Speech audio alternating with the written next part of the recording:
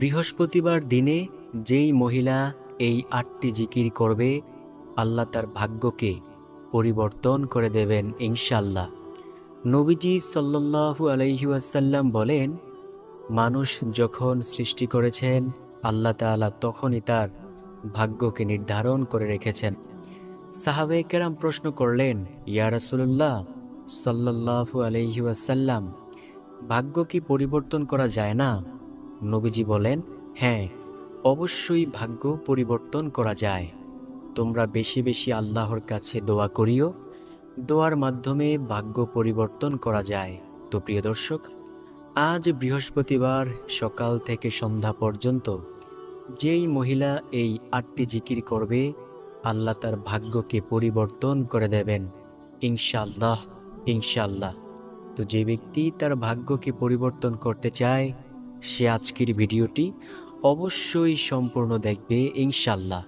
তো চলুন প্রিয় দর্শক, একে একে প্রত্যেকটি আমলের সাথে ও জিকিরের সাথে আপনাদেরকে পরিচয় করিয়ে দেই। প্রথম নাম্বার যে জিকিরের কথা বলবো, সেই জিকিরটি হলো, বেশি বেশি বলবেন সুবহানাল্লাহিল আযীমি ওয়া বিহামদিহি।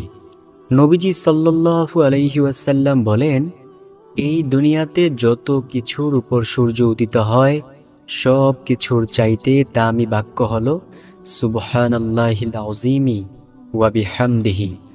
এছাড়াও নবীজি সাল্লাল্লাহু আলাইহি ওয়াসাল্লাম সাহাবে কেরামদেরকে বলেছেন, কোনো ব্যক্তি যদি এই বাক্য মাত্র ১০০ বার পাঠ করতে পারে, আল্লাহ সেই ব্যক্তির গুনাহগুলোকে ক্ষমা করে দিবেন, যদিও সেই গুনাহের পরিমাণ সমুদ্রের ফেনা রাশির সমতুল্য হয়।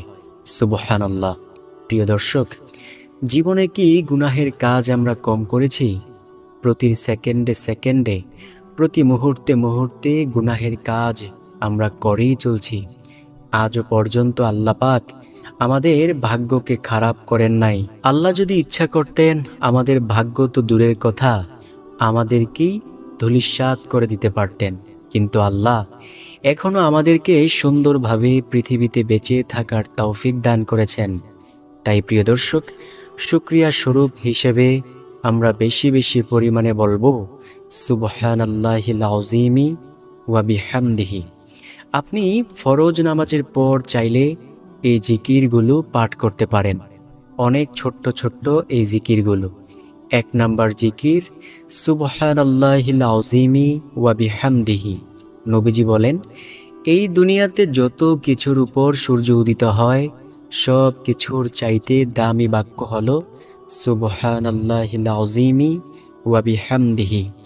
দ্বিতীয় নাম্বার যেই জিকিরের কথা বলবো, সেই জিকিরটি হলো, নবীজি সাল্লাল্লাহু আলাইহি ওয়াসাল্লাম বলেন, তোমরা যদি তোমাদের দোয়া ও মুনাজাত কবুল করাইতে চাও, তাহলে তোমরা ইয়া জালজালালি ওয়াল ইকরাম এর দ্বারা দোয়া করিও।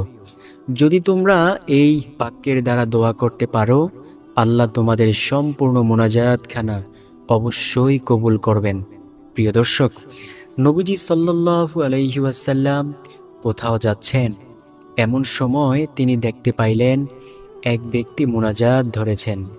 মুনাজাতের মধ্যে তিনি দোয়া করতেছেন, তার যত চাওয়া পাওয়া আছে সব চাওয়া পাওয়ার কথা বলতেছেন। সর্বশেষে বলছেন, ইয়া জালজালালি ওয়াল ইকরাম।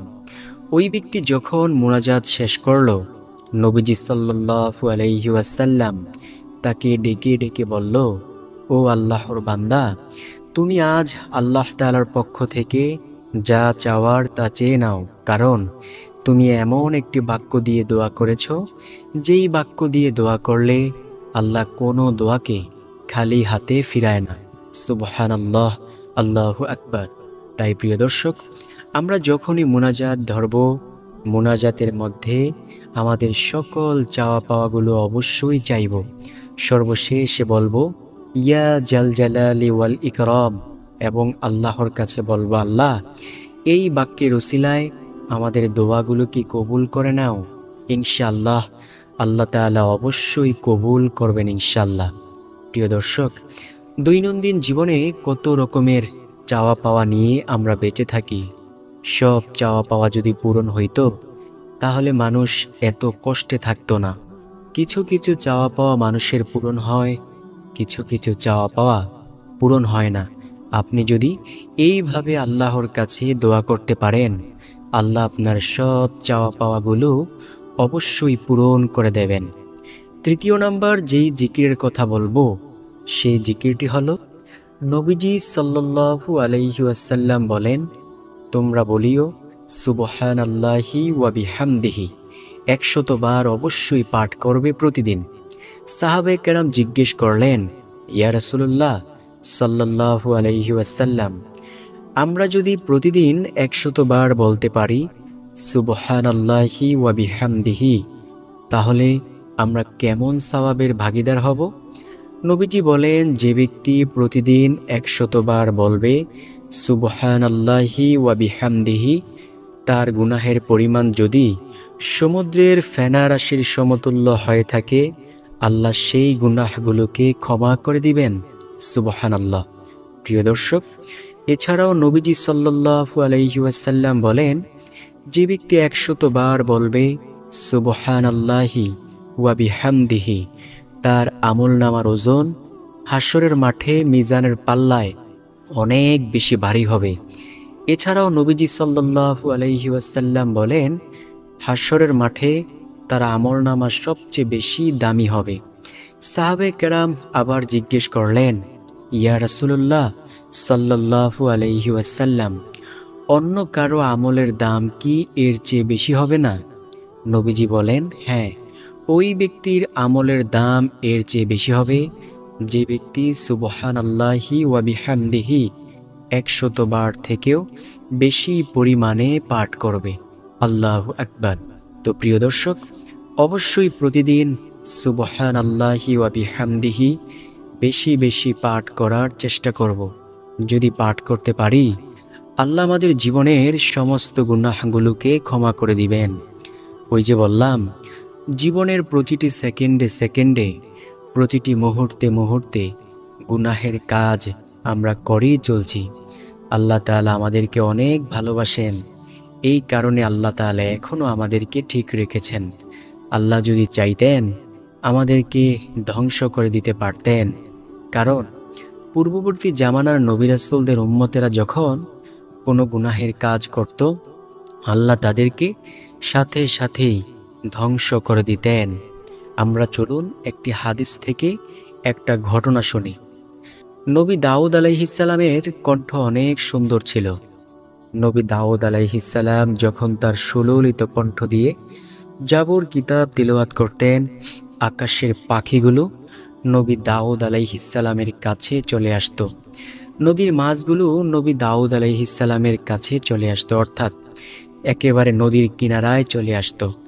আল্লাহ তাআলা হুকুম করলেন, ও নবী দাউদ, তুমি তোমার কওমের লোকদেরকে বলে দিও, শনিবার দিন যেন তারা ওই নদীর কিনারা থেকে মাছ না ধরে। নবী দাউদ আলাইহিসসালাম তার কওমের লোকদেরকে বললেন, ও আমার জাতি ভাইরা, তোমরা শনিবার দিন নদী থেকে মাছ ধরিও না, আল্লাহ নিষেধ করেছেন। নবী দাউদ আলাইহিসসালামের কওমের লোকেরা বলল, আল্লাহ তাআলা নিষেধ করেছেন, আমরা এই নিষেধকে শুনব না, আমরা শনিবার দিন মাছ ধরবই ধরব। যখন তারা শনিবার দিন আল্লাহ তাআলার নিষেধকে হুকুমকে অমান্য করে নদী থেকে মাছ ধরল, আল্লাহ তাআলা সাথে সাথে তাদের উপর আযাব গজব নাজিল করলেন। তাদের চেহারাকে আল্লাহ তাআলা শূকরের মতো করে দিয়েছেন, তাদের শরীরকে বানরের মতো করে দিয়েছেন, গাধার মতো করে দিয়েছেন। তো প্রিয় দর্শক, নবীজির এই হাদিস থেকে আমরা কি জানতে পারলাম? যে পূর্ববর্তী জামানার নবী রাসূলদের উম্মতেরা যদি কোনো গুনাহের কাজ করত, আল্লাহ পাক তাদের উপর সাথে সাথেই আযাব ও গজব নাজিল করতেন। কিন্তু আল্লাহ এখনও আমাদেরকে ঠিক রেখেছেন। এটার কারণ হলো, আমরা ওই যে আখিরি নবীর উম্মত, দামি নবীর উম্মত হইয়া আমরা এত বাহাদুরি করতেছি। প্রিয় দর্শক, আল্লাহ তাআলা আমাদেরকে অনেক সুযোগ দিচ্ছেন। কয়েকদিন পর দেখেন না কেমন ভূমিকম্প হয়। যদি একদিনের ভূমিকম্পে আমরা সবাই মাটির নিচে চলে যাই, আমাদেরকে বাঁচানোর মতো ক্ষমতা কারো কি আছে? প্রিয় দর্শক, এখনো সময় আছে। আল্লাহর কাছে বেশি বেশি জিকির করে তাওবা করি। পঞ্চম নাম্বার যেই জিকিরের কথা বলবো সেই জিকিরটি হলো নবীজি সাল্লাল্লাহু আলাইহি ওয়াসাল্লাম বলেন, ও আমার সাহাবীরা, তোমরা বেশি বেশি পরিমাণে বলিও ইয়া আরহামার রহিমিন, অর্থাৎ আল্লাহ তাআলার দরবারে যদি কোনো কিছু চাও, মুনাজাত ধরে, সেই মুনাজাতের মধ্যে ইয়া আরহামার রহিমিন বলে দোয়া করিও। আল্লাহ তোমাদের সম্পূর্ণ মুনাজাত অবশ্যই কবুল করবেন। প্রিয় দর্শক, নবীজি সাহাবে কেরামদেরকে বললেন, আমি কি তোমাদেরকে এমন একটি আমলের সুসংবাদ দেব না, যদি তোমরা সেই আমল করতে পারো আল্লাহ রব্বুল আলামিন তোমাদের সম্পূর্ণ মুনাজাত কবুল করবেন। সাহাবে কেরাম তো ছিল আমলের জন্য পাগল পারা। সাহাবে কেরাম রাদিয়াল্লাহু তাআলা আলাইহিম আজমাইন বললেন, ইয়া রাসূলুল্লাহ সাল্লাল্লাহু আলাইহি ওয়াসাল্লাম, বলুন কোন সেই আমল? নবীজি সাল্লাল্লাহু আলাইহি ওয়াসাল্লাম বলেন, কোনো ব্যক্তি যদি মুনাজাতের মধ্যে ইয়া আরহামার রাহিমিন 3 বার বলে দোয়া করে, আল্লাহ সম্পূর্ণ মুনাজাতগুলো অবশ্যই কবুল করেন। সুবহানাল্লাহ। প্রিয় দর্শক, ওই যে শুরুতেই তো বলেছিলাম, দৈনন্দিন জীবনে কত রকমের চাহিদা আমাদের থাকে। আমরা আল্লাহর কাছে এটা চাই, ওটা চাই, কিন্তু সব চাহিদা আল্লাহ পূরণ করেন না। যদি আমরা ইয়া আরহামার রাহিমিন বলে দোয়া করতে পারি, আল্লাহ আমাদের দোয়া মুনাজাত অবশ্যই কবুল করবেন ইনশাআল্লাহ। ষষ্ঠ নাম্বার যেই জিকিরের কথা বলবো সেই জিকিরটি হলো নবীজি সাল্লাল্লাহু আলাইহি ওয়াসাল্লামের প্রতি একটি দরুদ, যে কোনো একটি দরুদ পাঠ করবেন। এটা হলো নবীজির জিকির। যেহেতু জিকির শব্দের অর্থ স্মরণ করা, আল্লাহ তাআলাকে স্মরণ করা হয় সুবহানাল্লাহ, আলহামদুলিল্লাহ, এছাড়াও অন্যান্য গুণবাচক নাম পাঠ করার মাধ্যমে, আর নবীকে স্মরণ করা হয় দরুদ পাঠের মাধ্যমে, সুন্নত মানার মাধ্যমে। তো প্রিয় দর্শক, নবীজির জিকির হলো দরুদ পাঠ করা। আপনি যে কোনো একটি দরুদ পাঠ করবেন। আপনি ইচ্ছা করলে পাঠ করতে পারেন সাল্লাল্লাহু আলাইহি ওয়াসাল্লাম। এতে করে আল্লাহ পাক আপনাকে অনেক বেশি ভালোবাসবেন। যাকে আল্লাহ ভালোবাসেন, দুনিয়াতে তার কোনো টেনশন থাকে না। হাদিসের মধ্যে এসেছে, যখন ব্যক্তিকে আল্লাহ তাআলা ভালোবাসতে শুরু করেন, আল্লাহ সর্বপ্রথম জিব্রাইল আলাইহিসসালামকে ডেকে ডেকে বলেন, ও জিব্রাইল, জমিনের ওই ব্যক্তিকে তুমি চেনো? আমি আমার ওই বান্দাটাকে খুব বেশি ভালোবাসি, তোমরাও ভালোবাসো।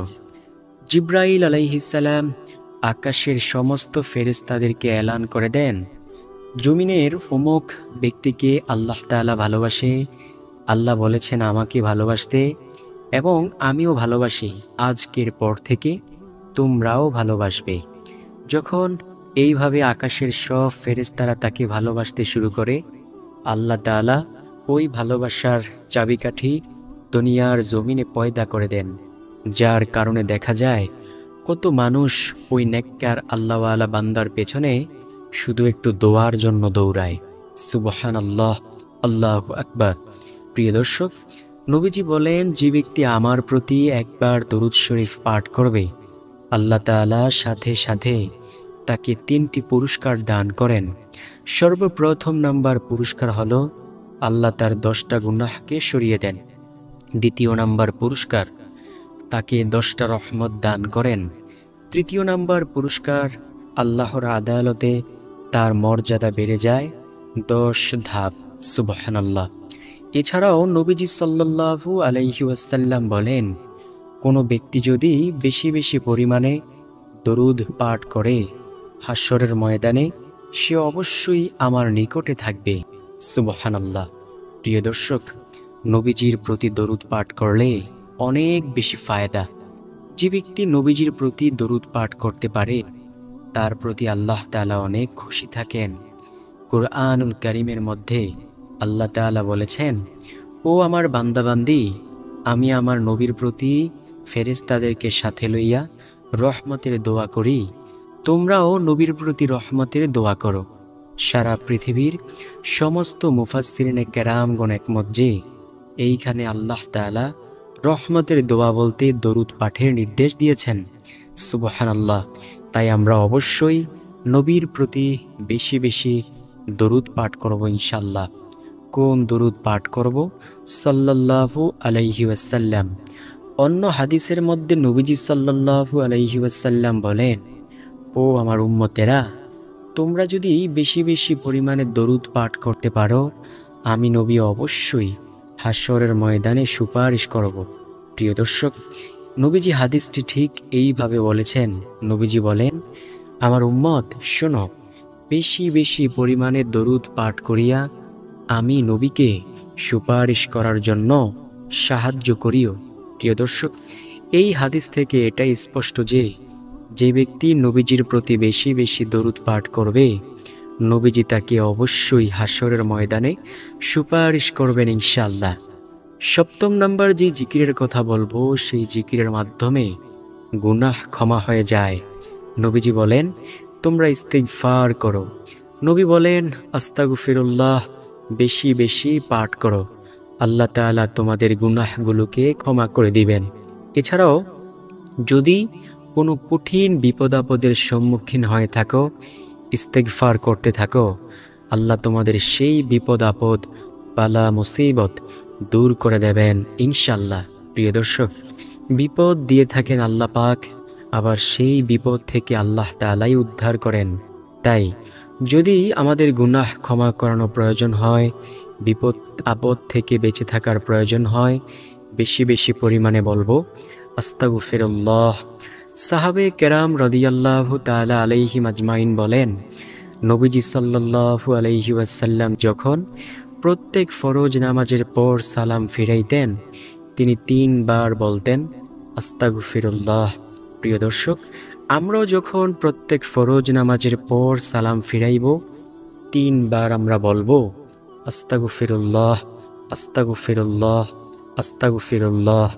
বুঝতে পেরেছেন প্রিয় দর্শক, কত দামি সে আমলগুলো, তাই না? নবীজি বলেন, ও আমার উম্মত, বেশি বেশি ইস্তিগফার করো, আল্লাহ তোমাদের গুনাহ ক্ষমা করে দিবেন।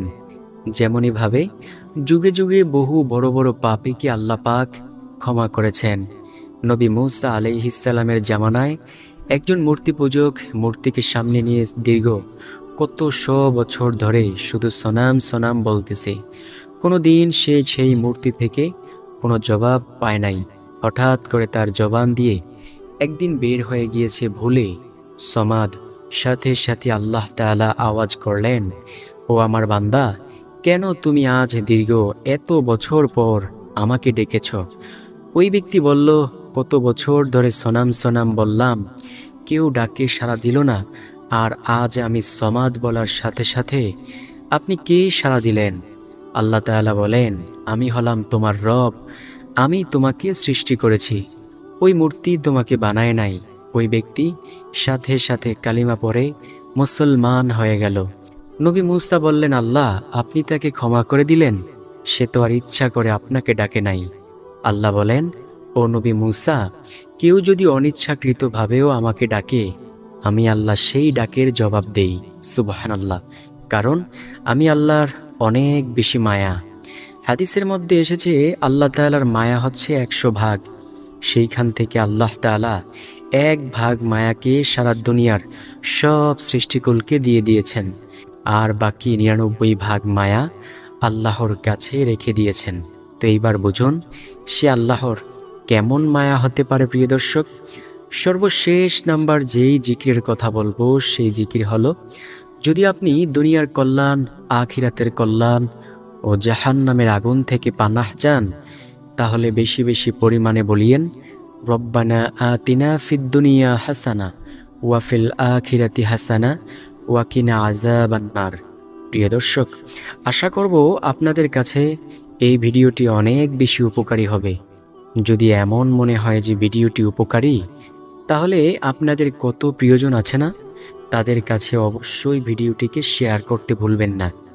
ভালো থাকুন, সুস্থ থাকুন। আর আরেকটা কথা হচ্ছে, যদি আপনাদের পছন্দের কোনো টপিক থাকে, অবশ্যই কমেন্টে জানাইতে পারেন।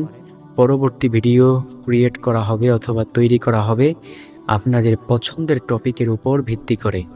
ভালো লাগলে ভিডিওটি অবশ্যই প্রিয়জনের কাছে শেয়ার করতে ভুলবেন না।